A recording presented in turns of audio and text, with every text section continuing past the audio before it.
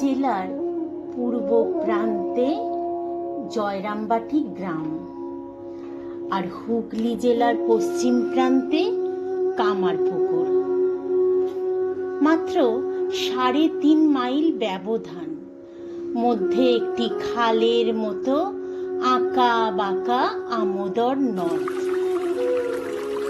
গত শতাব্দীর মধ্যভাগে প্রকৃতির লীলা নিকেতন এই দুইটি পুণ্যভূমি যে দিব্য জন্ম ও জীবনের আধার হইয়া এ যুগের যুগল তীর্থে পরিণত হইয়াছে, আমরা তাহারই আলোচনায় অগ্রসর হইতেছি।